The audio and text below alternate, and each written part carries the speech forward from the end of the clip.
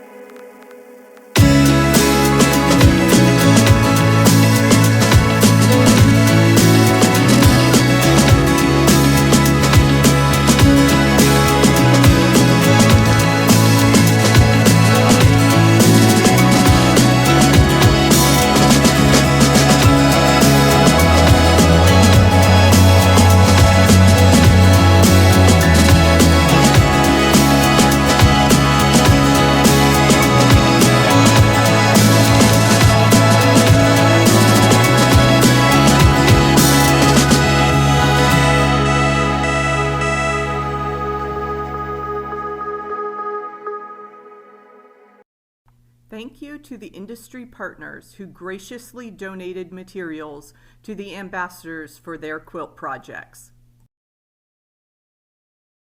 Storm at Sea blocks have lots of little pieces.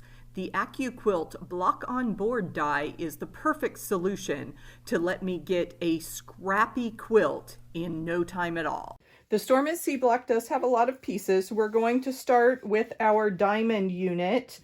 And the block that I am focused on uses just 2 of those diamond units, and they are surrounded by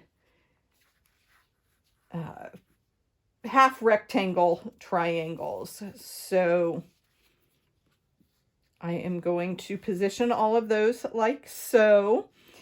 When I am using batik fabrics, I can just flip my fabrics over to get those half rectangle triangles in the correct orientation without too much trouble, because batiks are dyed all the way through the fabric. So it is usually pretty difficult to tell right side from wrong side, which makes it great for these type of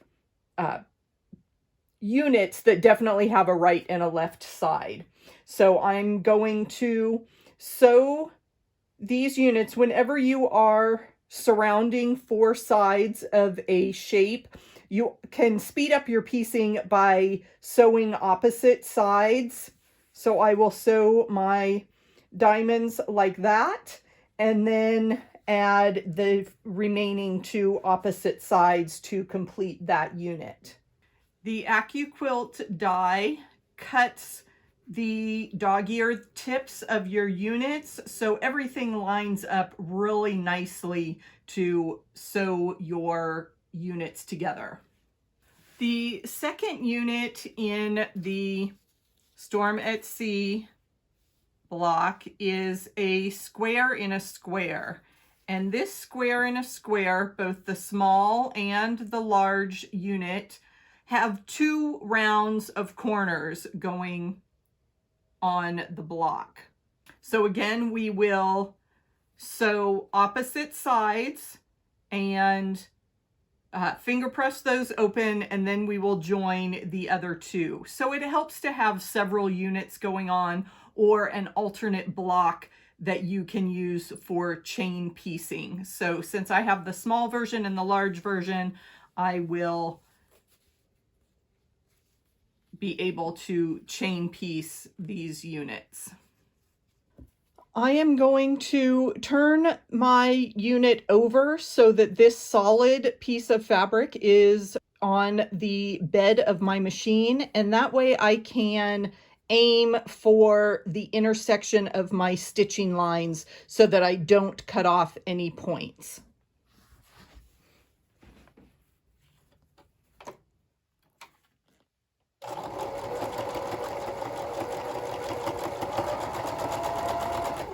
And there we can see our stitches all meet up right at that point, and we have a nice, crisp, accurate square in a square block.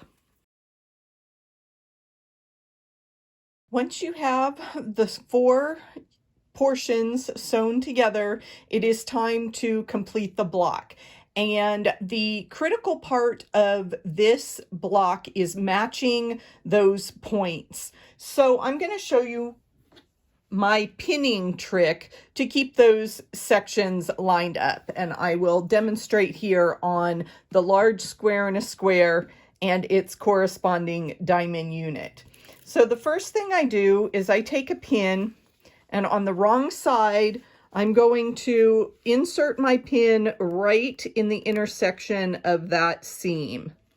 And I'm going to leave that pin standing up. Then I will position that pin right in the intersection, right side of the fabric for the square in a square. So I've pinned through the back of the diamond, and I'm going into the front of the square in a square, right at the point of that unit where I want those points to line up. Now you can see I'm gently holding this and maneuvering the fabric to line up, but I want that pin to stay vertical in the seam. Now I will take another pin. Well, you can do it 2 ways. You can pin on either side of the pin that you just put in place, keeping it vertical, and then you have pinned on either side. Or you can simply turn that pin and finish laying it flat and keeping those pieces together as you sew this seam. You want to line up those points using a pin before you sew. Small piece to go on the small end of my diamond unit. So keeping that pin straight, lining up the other sides, and then I can finish pinning that fabric in place before I sew. And as I sew, I want to aim my needle right for that intersection of the seam lines. Repeat the process to pin the points and complete the block.